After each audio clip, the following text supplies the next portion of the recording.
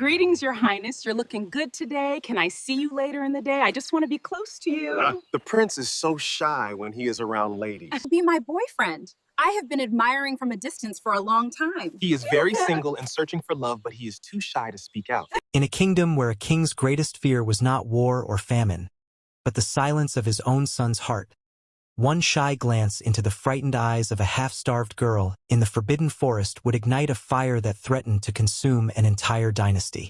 Would love be enough to bridge the chasm between a palace of gold and a life of straw? The Harmattan wind, dry and dust-laden, swept through the sprawling obi of the Isiora, the king of Amunna.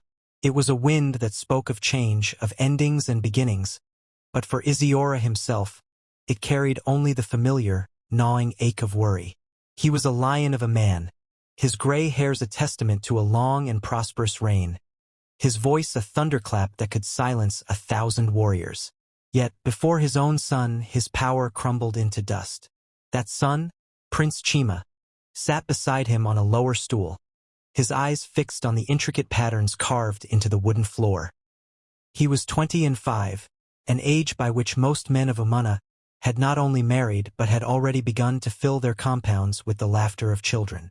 Chima, however, remained as solitary as the Irako tree in the middle of a savanna. He was not dull-witted or ugly.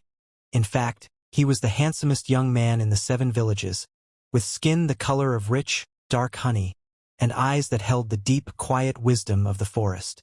But those eyes rarely met the gaze of another.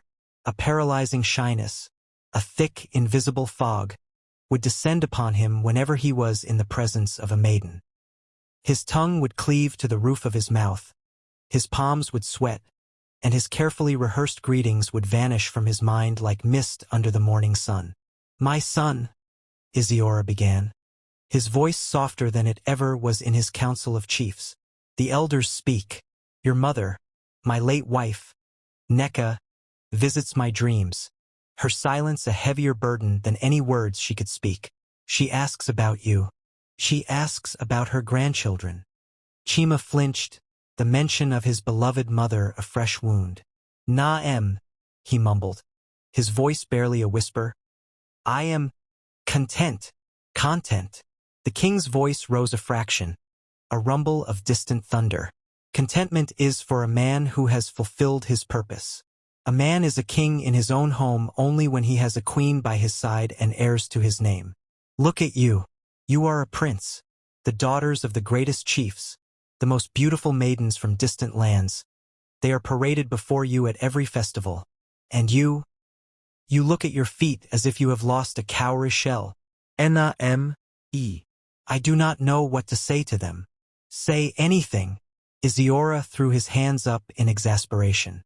"Say the sky is blue. Say the yams are plentiful. Just speak. Open your mouth and let words come out. At your age, I had already fought in 2 wars and fathered your elder brother, who now rests with the ancestors. You will not hunt, you will not sit in council, and you will not marry. What will you do, Chima? Will you become a tree, rooted to one spot, watching life pass you by?" Chima had no answer. He felt the familiar heat creep up his neck, suffocating him. He wished the ground would open and swallow him. He wished for the quiet solitude of the forest, where the trees did not judge and the animals did not expect clever conversation. He was a prince, yet he was a prisoner in his own skin. Seeing his son's distress, the king's anger softened into a deep, paternal sorrow. He sighed, the sound heavy with the weight of a kingdom's future. "All right, go. Take your hunters. Go into the forest and clear your head.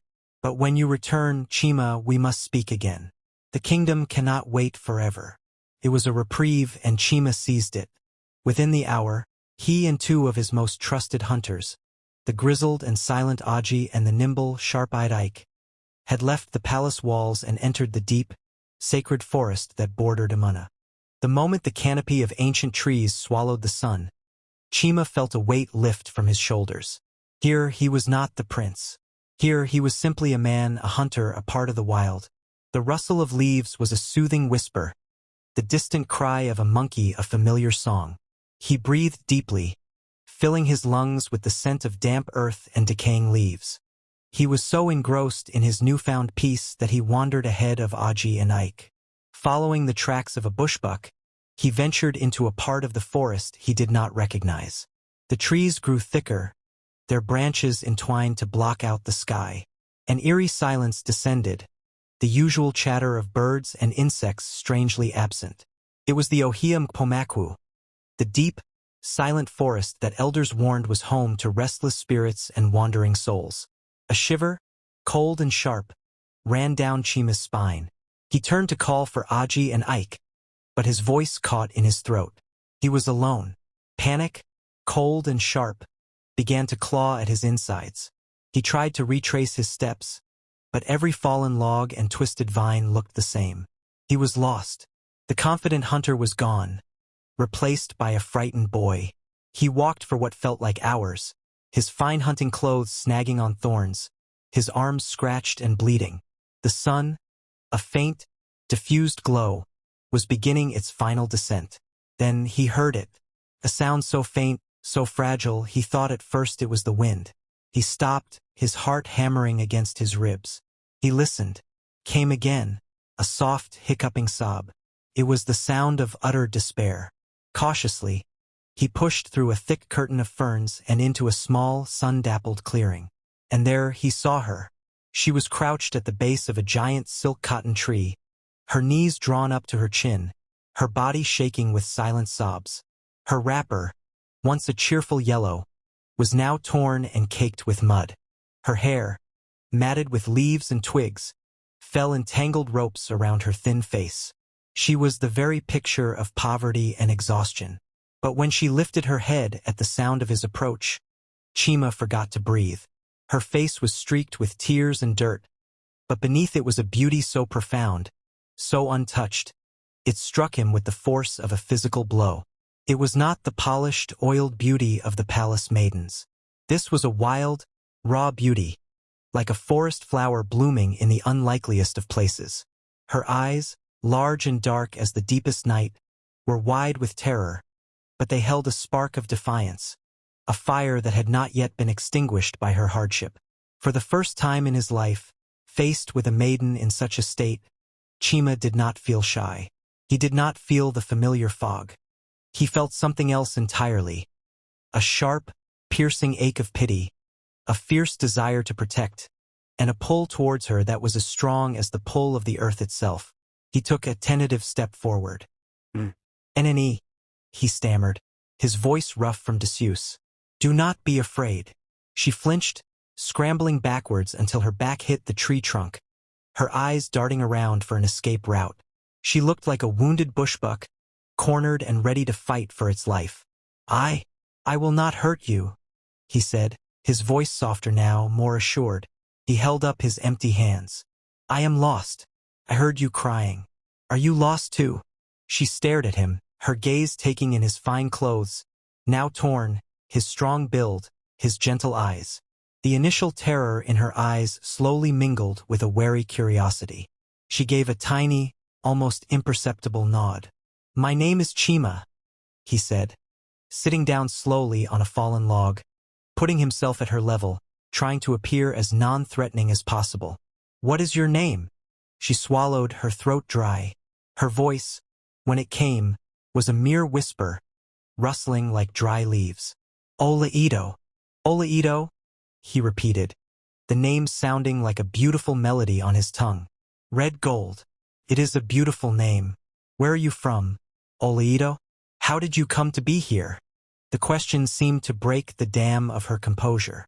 Fresh tears welled in her eyes and spilled down her cheeks. But she fought them back, wiping her face with the back of her hand, a gesture of fierce pride that touched Chima deeply. "I am from the village of Akpu, beyond the great hills," she began, her voice trembling. "My parents, they are gone. The cough took them during the last planting season. I live with my uncle and his wife. They have many children of their own, and I am an extra mouth." The bitterness in her tone was clear. "This morning, they sent me into the forest to gather firewood and bitter leaves. They said not to return until my basket was full. I wandered too far, chasing a bushfowl I hoped to catch. When I turned back, everything was strange. I have been walking ever since. I am so tired, and so hungry, and so frightened. Chima listened, his heart clenching with each word. He knew hunger only as a fleeting discomfort before a meal. He knew fear only as the abstract thrill of a hunt. This girl, Oleito, lived with hunger and fear as constant companions. He saw the thinness of her arms, the sharp line of her collarbone. A surge of protectiveness, more powerful than anything he had ever felt, washed over him. "You are safe now," he said, with a certainty he did not feel.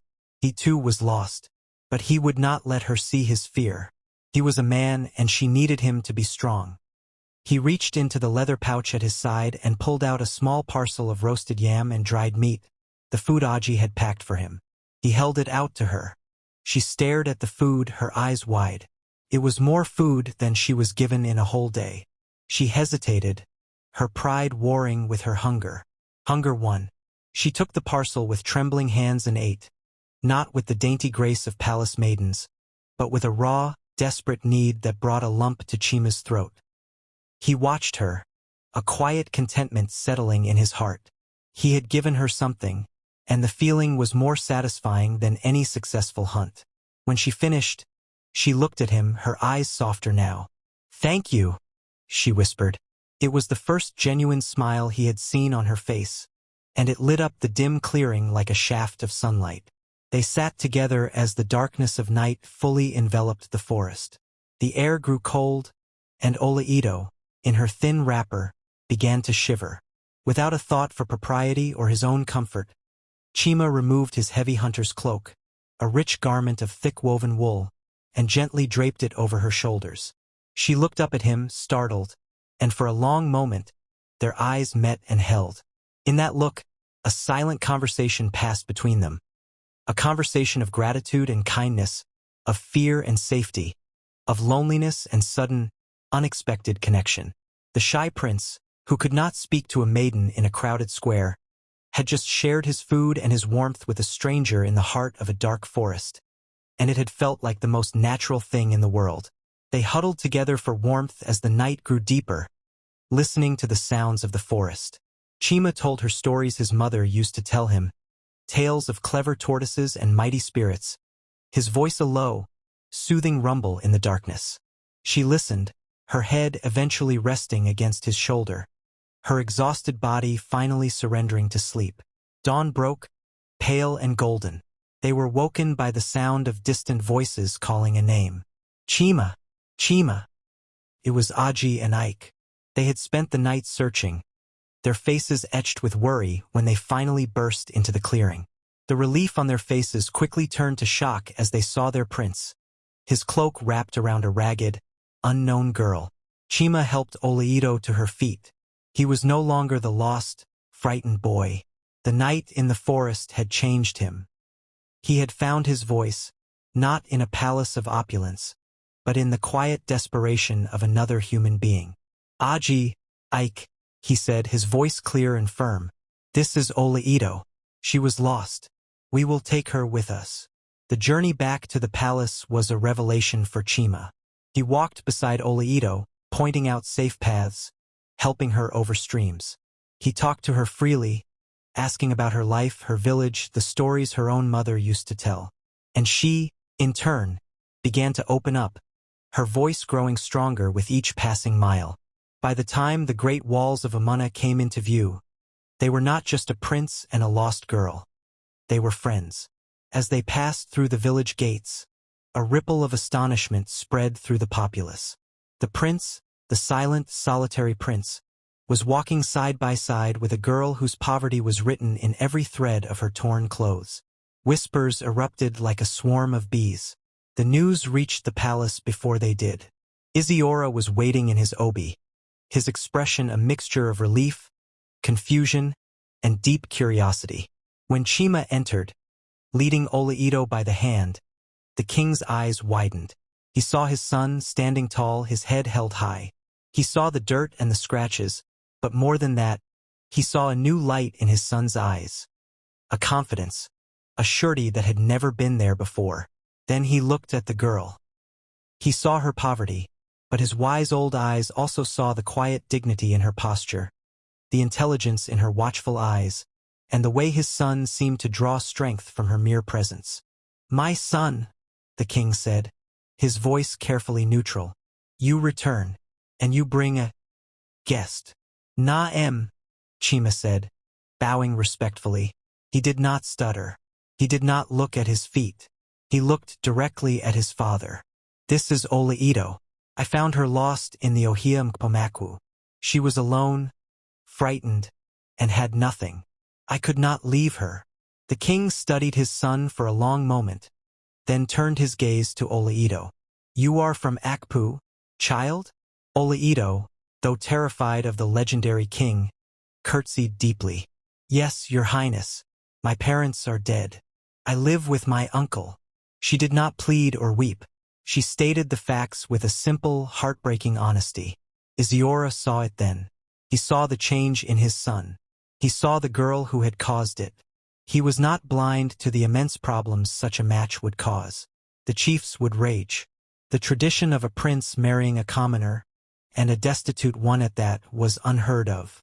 But he was also a father who had prayed for years to see his son come alive. He dismissed them, ordering that Oleito be given a room, a bath, and fine clothes. As they left, Chima turned and gave his father a look of gratitude and a silent plea. That evening, the palace was in an uproar. The news had spread like wildfire. The senior wife of the king's late brother, a formidable woman named Nwanioka who had always hoped her own daughter, the haughty Adana, would marry Chima, was the first to arrive in the king's chambers. "Isiora!" she cried, her voice sharp with indignation. "What is this I hear? You have brought a bush girl, a ragged orphan, into the palace? Have you lost your senses? She will be the laughingstock of the kingdom. What will the neighboring kings say?" The chiefs, summoned for an emergency council, voiced their concerns, though more diplomatically.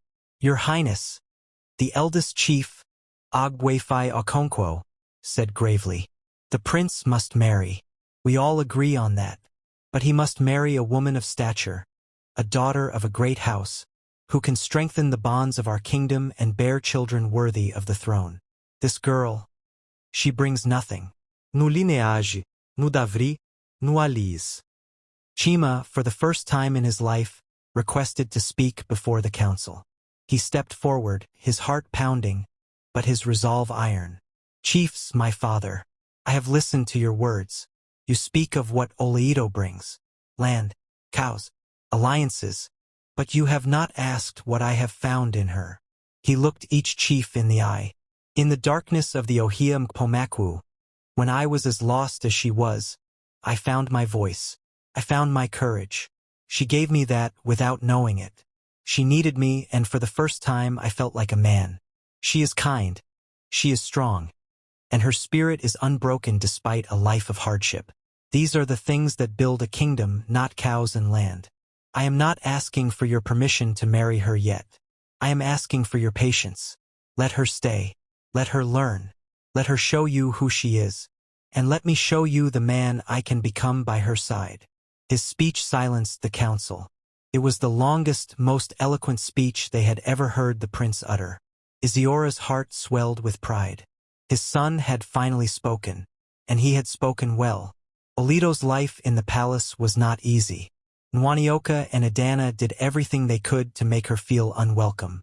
They would whisper behind her back, make snide comments about her manners, and give her the most menial tasks.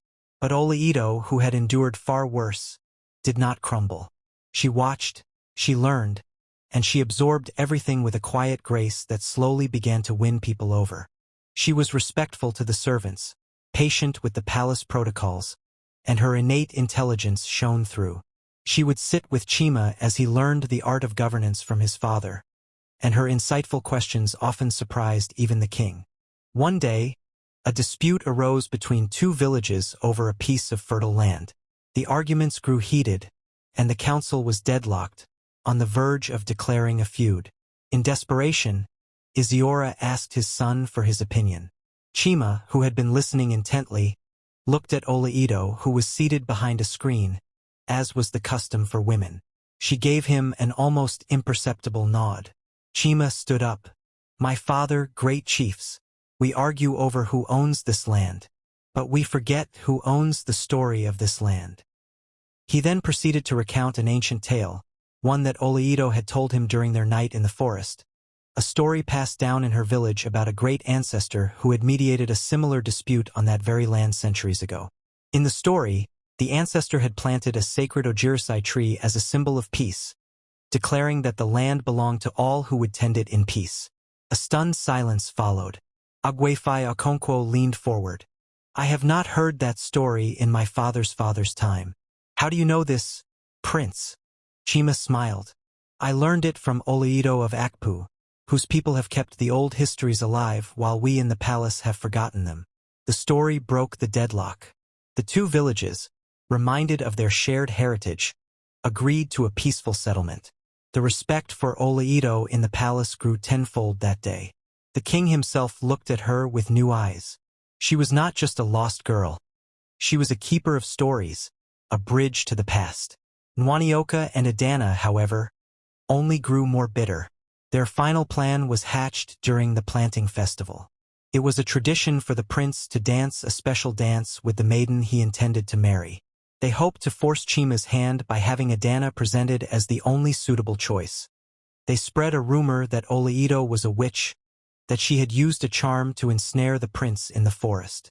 The whispers grew into a murmur of suspicion among some of the more superstitious villagers. On the day of the festival, the village square was packed. Drummers beat out a rhythm that vibrated in the bones. The king sat on his throne, his face unreadable. Nwanioka, with a triumphant smirk, led a beautifully adorned Adana into the center of the square, positioning her directly in front of the prince's seat. The crowd murmured its approval. Adana was, by all accounts, stunning. Chima looked at her. He saw the paint, the jewels, the practiced smile. Then his eyes searched the crowd until they found Oleito. She stood at the edge, wearing a simple but elegant blue wrapper, her hair now neatly braided, her face calm. She was not trying to be seen. She was just there. And to Chima, she was the most beautiful thing in the world. The drums called for the prince to choose his partner. Chima stood up. He did not walk towards Adana. He walked straight through the crowd, which parted in shock, until he stood before Oleito. He held out his hand. His voice, clear and strong, rang out across the silent square. Oleito, will you dance with me? A collective gasp went through the crowd. Nwanioka's face twisted in fury. Adana burst into tears of humiliation. But Chima saw none of that. He only saw Oleito's eyes, wide with disbelief, filling with tears of joy. She placed her small, calloused hand in his. He led her to the center of the square. And then, the prince, who had been too shy to speak to a maiden, danced. He danced with a freedom and a passion that no one had ever seen. And Oleito, the poor maiden from Akpu, matched him step for step, her movements graceful and full of life. They danced not as a prince and a pauper, but as two souls perfectly in tune. The initial shock of the crowd gave way to awe, and then to thunderous applause. Even the king clapped, a broad smile finally breaking across his face. The rumors of witchcraft dissolved in the face of such open, undeniable affection. The king, seeing the happiness of his son and the wisdom of the girl, silenced all opposition. He sent a formal delegation to Alito's uncle in Akpu, not to negotiate a bride price of cows and gold, but to deliver a stern message. They were to release any claim they had on her, and in return, the king's generosity would ensure they never wanted for anything again. The terrified uncle and his wife readily agreed, grateful to be free of the obligation and fearful of the king's wrath.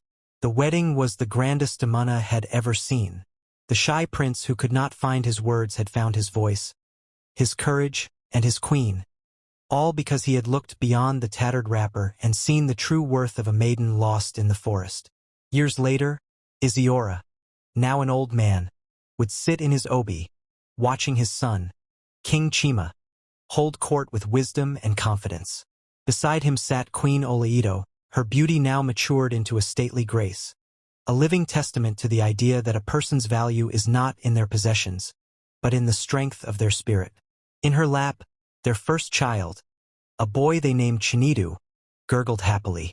And when the elders would ask the old king the secret to his son's transformation, he would smile, his eyes twinkling, and point to the queen. "It was not my counsel or my worry that changed him," he would say. "It was the fear in a lost girl's eyes, and the courage in his own heart to meet it." He went into the forest to hunt, and he came back with the greatest prize of all, a reason to speak. And the story of the shy prince and the poor maiden would be told for generations, a reminder that sometimes the most valuable things are found when we are most lost, and that true courage is not the absence of fear, but the will to reach out a hand to someone who is even more afraid than you are. The reign of King Chima and Queen Oleito became legendary, not merely for its length or prosperity, but for the profound shift it brought to the very fabric of Amana. It was a reign that would be remembered in song and story for 1,000 years, a golden age born from the unlikely meeting of a shy prince and a poor maiden in the heart of a dark forest. In the immediate years following their union, the kingdom watched with wonder as the transformation that had begun in Chima continued to unfold.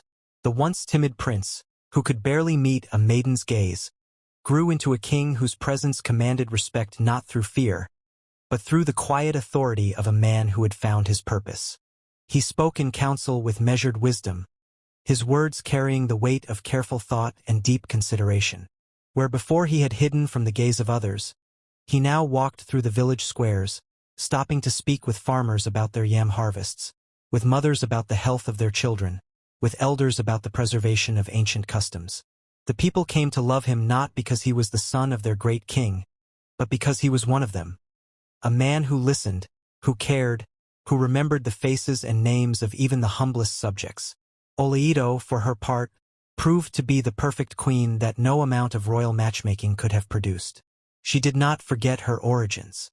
Every market day, she would walk through the stalls, not with the haughty detachment of nobility, but with the keen eye of someone who had once counted every cowrie shell before spending it.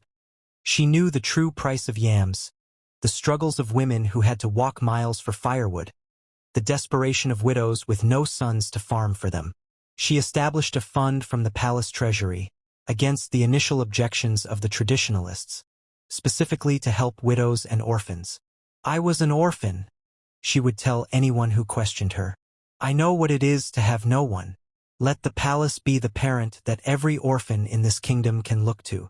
The story of how she came to the palace became a beloved tale, told and retold around evening fires. Mothers would whisper it to their daughters as a lesson in hope. "You see," they would say, "it does not matter that your wrapper is torn or that your hair is uncombed. What matters is what is in your heart." Queen Oleito had nothing but her spirit, and it was enough for a king.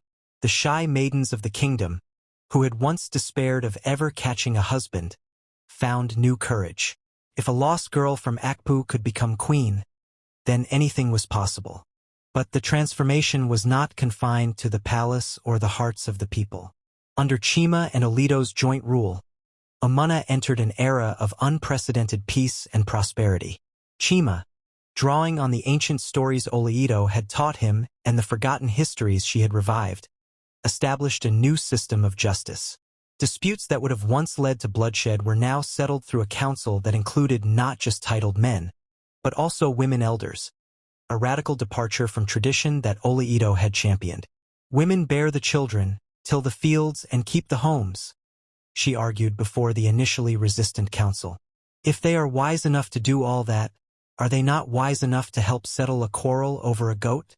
The system worked so well that neighboring kingdoms sent emissaries to study it. The bond between Chima and Oleito deepened with each passing year. Those who saw them together spoke of the way Chima's eyes would soften whenever Oleito entered a room, and the way Oleito's hand would instinctively reach for his in moments of tension. They were not just husband and wife. They were partners, confidants, each other's strength. In the quiet evenings, when the business of the kingdom was done, they would walk together in the palace gardens, and Chima would sometimes stop and look at her with wonder. Do you remember? He asked her one evening, as the sun painted the sky in shades of orange and purple. How we met? You, covered in mud and tears, and me, so lost I could not find my way out of a forest I had hunted in since childhood. Oleito laughed, a sound that still, after all these years, made Chima's heart skip. I remember thinking you were either a spirit or a madman. No normal man would give his only food and his warm cloak to a stranger in the middle of the night. I was not normal, Chima said, his voice soft with memory. I was a prisoner in my own skin. Every maiden I saw, I imagined them judging me, finding me wanting. But with you, there in that clearing, there was no judgment. There was only need. Your need and my ability to fill it. It was the first time I felt useful, worthy. Oleito stopped walking and turned to face him fully. She reached up and touched his cheek, her fingers tracing the line of his jaw. You were worthy long before that, Chima. You just needed someone to show you. And her voice caught. I needed someone to see me. Not as a burden, not as an extra mouth to feed, but as a person. You did that. You looked at me, truly looked, and you did not see poverty or rags. You saw me. They stood there in the gathering dusk, two people who had found in each other what they could not find anywhere else. The shy prince and the poor maiden, the king and the queen, two halves of a whole. Their first child, Chinidu, was followed by twins 2 years later, a boy they named Ikanadilichikwu, meaning thanks be to God, and a girl they named Adiz, meaning princess. The birth of the twins was celebrated with a festival that lasted 7 days and 7 nights. The entire kingdom rejoiced, for it was seen as a sign of Tuabe, a blessing from the gods. Isiora, now a grandfather many times over, wept with joy when he held his granddaughter for the first time. My wife, Neka, visits my dreams no more, he told Chima. She smiles now. She is at peace. But the greatest test of their reign came in the 6th year, when a severe drought descended upon the land. The rains failed. The streams shrank to trickles. The yams, usually so plentiful, withered in the hard, cracked earth. Hunger, that old enemy that Oleito knew so well, began to creep into the villages. The people looked to their king and queen, their faces gaunt with worry. Chima called an emergency council. The granaries were opened, and the palace stores were distributed among the neediest families. But it was not enough. The drought continued, merciless and unrelenting. Some of the older chiefs began to murmur, their voices tinged with the old superstitions. Perhaps the gods are angry, they whispered. Perhaps they were not pleased with a queen of common blood. Perhaps we must make a sacrifice. The whispers reached the palace. Oleito heard them, and for the first time in years, she felt the old fear, the fear of being unwanted, of being the cause of misfortune. She said nothing to Chima, but he saw it in her eyes, in the way her shoulders seemed to droop when she thought no one was watching. One night, unable to bear it any longer, she went to him. Chima, she said, her voice barely above a whisper. The people speak. They say I am the cause of this drought. They say the gods are punishing us because of me. Chima looked at her, and for a moment, he was transported back to that forest clearing, seeing the same lost, frightened girl he had found all those years ago. He took her hands in his. Oleito, listen to me. The gods do not punish children for the love of their parents. You are my wife, the mother of my children, the heart of this kingdom. If the gods are angry, it is not because of you. It is because we have forgotten something. We have forgotten the old ways of thanking the earth for its bounty. Tomorrow we will go to the shrine of Ahyajoku, the god of yams. We will make the offerings ourselves. You and I together. And so they did. The next morning, Chima and Oleito, accompanied only by a few attendants, walked to the ancient shrine of Ahyajoku, hidden in a grove of irako trees that had stood since before the founding of Umana. There, they poured libations, offered sacrifices, and prayed. Oleito, remembering the stories her mother had told her of the old gods, sang a song of supplication. A song that had not been heard in the land for generations, passed down through the women of her family. As she sang, the sky, which had been a hard, unyielding blue for months, began to change. Clouds gathered, soft and gray at first, then darker and heavier. The air grew cool. And then, as her song reached its final note, the rain came. It was not a gentle rain, but a downpour, a torrent, as if the sky itself had been waiting for that moment to break open. The people ran out into the streets, lifting their faces to the sky, letting the rain soak them to the bone. They danced and sang and wept with joy. And in the grove, Chima took Oleito in his arms, holding her tight as the rain fell around them. "The gods have answered," he said, his voice thick with emotion. "They have answered you, Oleito. You, the poor maiden from Akpu, have saved us all." From that day on, no one ever again whispered against Queen Oleito. She was not just the king's wife. She was the queen who had brought the rain, the woman whose song had moved the heavens. Her place in the hearts of the people was secure forever. Years passed. The children grew. Chinedu, the heir, was trained in the arts of governance and war, but his father insisted he also learn the old stories from his mother.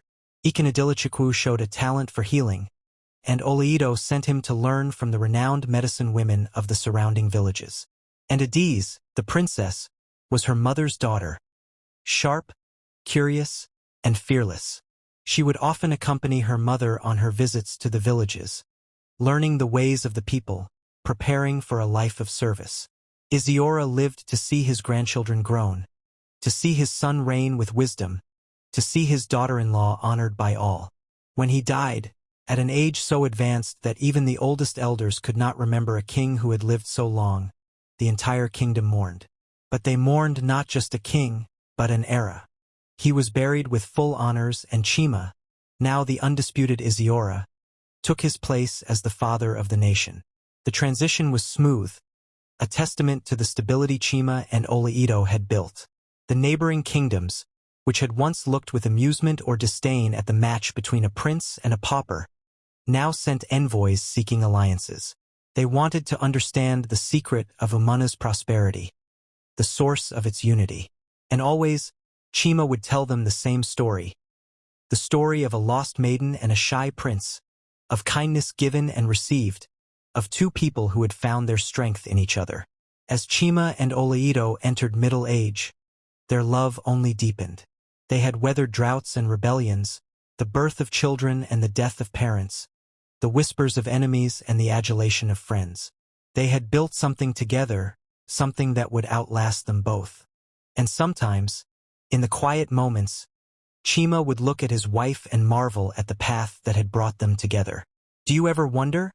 he asked her one evening, as they sat on the veranda watching the sunset. "What would have happened if I had not wandered into that part of the forest? If I had not heard you crying?" Oleito was silent for a long moment. "I try not to think about it," she said finally.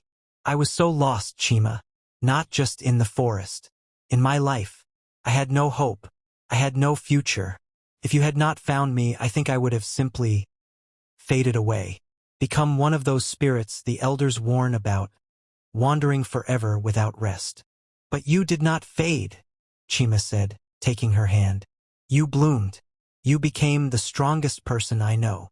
And you," she said, turning to look at him, her eyes shining, "you found your voice. Do you remember how you used to stutter and look at your feet? Now you speak before thousands and they hang on every word." Chima laughed. "It is because I am not speaking to thousands. I am speaking to one person, you. Every time I open my mouth in council, I imagine I am speaking to you. And somehow the words come." They sat in companionable silence, watching the last light fade from the sky. Behind them, the palace hummed with the quiet activity of evening. Cooks preparing the night meal, guards changing shifts, children laughing somewhere in the distance. It was the sound of a kingdom at peace, a kingdom built on the foundation of their unlikely love. The greatest honor came to Oleito in her 50th year. The Council of Elders, the same body that had once opposed her so vehemently, came to the palace with a request. They wanted to give her a title, a chieftaincy title, something that had never been given to a woman in the history of Umana.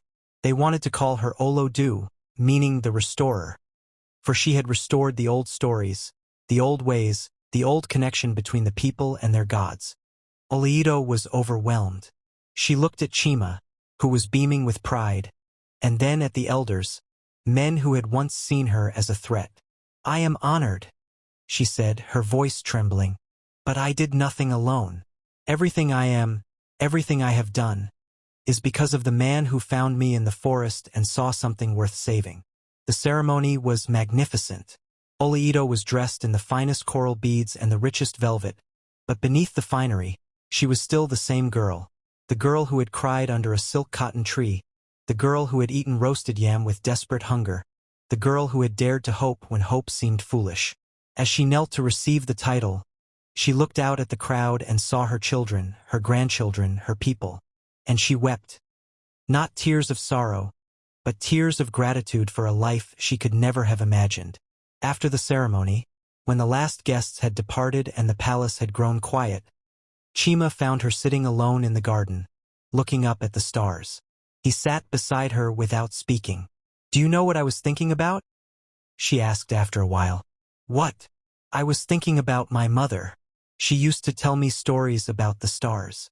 She said each star was a person who had lived a good life, placed in the sky to watch over those they loved. I wonder if she can see me now. I wonder if she knows what became of her daughter." Chima put his arm around her. "She knows," he said softly. "She knows, and she is proud." They sat together under the vast African sky, the king and queen of Amunna, the shy prince and the poor maiden, and above them, the stars shone down, countless and eternal, watching over the kingdom they had built together. The years that followed were golden. Chinedu, now a man, took on more and more of the responsibilities of governance, allowing his parents to step back and enjoy the fruits of their labor. He married a woman named Ifienwa, the daughter of a respected chief from a neighboring kingdom, a match that was celebrated for uniting two great houses. But Chinedu had learned well from his father. He did not choose Ifienwa for her lineage alone. He chose her because, as he told his parents, "When I am with her, I feel like I can be myself. Just as you found in Mama, Papa, I have found in Ifienwa." The birth of Chinedu and Ifienwa's first child, a boy they named Chima after his grandfather, was a moment of profound joy for the aging king and queen. Holding their grandson, seeing the continuation of their line, Chima felt a peace he had never known. This was what his father had wanted for him. Not just a wife, but a legacy, a future. And now, looking back, he could see that the path had been there all along, waiting for him to find the courage to walk it. Ikenadilichikwu, the twin, became renowned throughout the region as a healer. He established a school where young men and women could learn the arts of medicine, combining the traditional knowledge of herbs and roots with new techniques he had learned from traveling scholars. He married a woman from a distant village, a healer like himself, and together they built a compound that became a sanctuary for the sick and suffering. And Adiz, the princess, proved to be the most unexpected of all. She showed no interest in marrying any of the princes who came seeking her hand. Instead, she asked her father for something unprecedented: permission to travel, to see the world beyond Amunna, to learn from other kingdoms and bring that knowledge home. Chima was hesitant, but Oleito understood. "She has my spirit," she told him, "the spirit that could not be contained by my uncle's compound. Let her go, Chima. She will return." And so Adiz traveled. She went to the great kingdoms of the north, where she learned about trade and commerce. She went to the coastal cities, where she saw the strange ships of the white men and learned their languages. She went to the east, where she studied the art of bronze casting. And when she returned years later, she brought with her knowledge that would transform Amunna: new crops, new trade routes, new ways of thinking.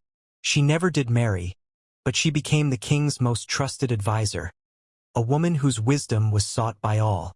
As Chima and Oleito grew old together, they became living legends. People would come from far and wide just to see them, to hear them speak, to receive their blessing.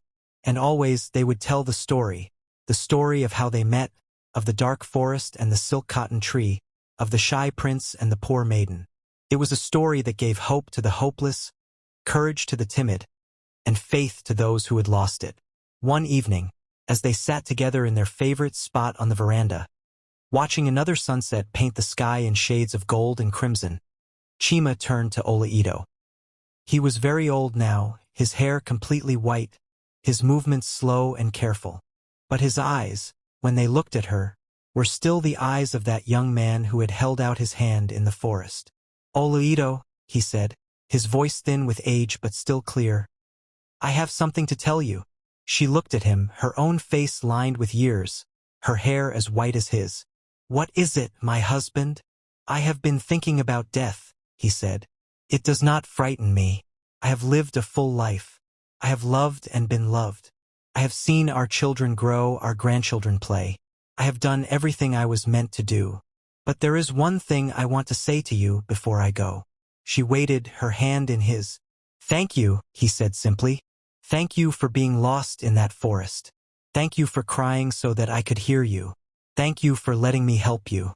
You gave me my life, Oleito. Before you, I was nothing. A shadow, a ghost, a prince with no purpose. You made me a man. You made me a king. You made me a father. Everything I am, everything I have done, is because of you." Tears streamed down Oleito's face, but she was smiling. "And you, Chima, you gave me everything. You gave me food when I was hungry, warmth when I was cold, hope when I had none. You gave me a home, a family, a purpose. I was a lost girl, and you found me, not just in the forest, but in my soul. You saw me, truly saw me, and you loved what you saw. That is the greatest gift anyone has ever given me." They sat in silence for a long time, watching the last light fade, holding hands, content in each other's presence. The night came, soft and dark, and the stars emerged one by one, beginning their eternal watch. Chima died peacefully in his sleep that night, a smile on his face. Oleito found him the next morning, his hand still reaching for hers. She did not weep. She simply lay down beside him, held him one last time, and whispered, "Wait for me, my love. I will come soon." She lived another 2 years, a quiet, peaceful time spent mostly with her children and grandchildren. She told them stories, the old stories her mother had told her, the new stories of her life with Chima, the stories of the kingdom they had built together. And when she finally joined him, passing in the same season, the same month, almost the same day, the people said it was not death, but a reunion. Two souls, bound together in life, could not be separated even by death. They were buried side by side, in a tomb overlooking the palace. On the tombstone, carved in the finest stone, were the words, "Here lie Chima and Oleito, the shy prince and the poor maiden, who found each other in the darkness, and brought light to a kingdom." And to this day, in the evenings, when the wind blows through the Irako trees and the stars begin to appear, the people of Amana tell their children the story. They tell them of the prince who could not speak until he found someone worth speaking to. They tell them of the maiden who had nothing but gave everything. They tell them that true worth is not in what you have, but in who you are. They tell them that love, real love, can transform even the most timid heart and the most hopeless life. And sometimes, if you listen closely on a quiet night, you can almost hear the whisper of two voices in the wind. A man's voice, soft and gentle, and a woman's laugh, bright as sunlight echoing through the ages, a testament to the power of a single moment of kindness in a dark and lonely forest. The story of the shy prince and the poor maiden became the cornerstone of Amana's identity. It was told at weddings to inspire new couples, at funerals to comfort the grieving, at festivals to remind the people of their shared heritage. Sculptors carved images of the fateful meeting under the silk cotton tree. Musicians composed songs about the night in the forest, the sharing of the food, the gift of the cloak. Poets wrote verses about the courage it takes to reach out to another human being in their moment of need. In the generations that followed, whenever a prince or princess showed signs of shyness or uncertainty, the elders would sit them down and tell them the story. "Look at Chima," they would say. "He was shy, more shy than you could ever imagine. But when it mattered, when someone needed him, he found his voice, and that voice changed the world." And whenever a poor child, ragged and hungry, felt that there was no hope, no future, no reason to dream, someone would whisper, "Remember Oleito. She had nothing but her spirit, and her spirit was enough for a king." The kingdom itself changed under the influence of their story. The old rigid hierarchies softened. It was no longer enough to be born into a great house. One had to prove one's worth through character and deed. Young people were encouraged to look beyond wealth and status when choosing a spouse, to seek instead the qualities that truly mattered: kindness, courage, integrity. The story had taught them that the greatest treasures are often hidden in the most unlikely packages. The shrine of Ahiajoku, where Oleito had sung and brought the rain, became a pilgrimage site. People came from all over to offer prayers and to leave small gifts: a piece of cloth, a handful of cowries, a carved figure, in thanks for the blessings they had received. And always, they would pause before the great silk cotton tree that had been planted nearby, a descendant of the one under which the prince and maiden had first met, and they would offer a silent prayer of thanks for the love that had saved a kingdom. As the years turned into decades and the decades into centuries, the story of Chima and Oleito passed from memory into legend, and from legend into myth. Some said they were not really human, but gods who had taken human form to teach the people a lesson. Others said they still lived, somewhere beyond the edge of the world, watching over their descendants. But the wise ones knew the truth: they had been human, all too human, with all the fears and doubts and weaknesses that come with being human. And that was what made their story so powerful. If they could overcome their limitations, if they could find love and purpose and meaning, then so could anyone. And so the story lived on, carried on the lips of mothers and fathers, grandmothers and grandfathers, passed from generation to generation like a precious heirloom. It changed and grew with each telling, new details added, old ones embellished, but the heart of it remained the same.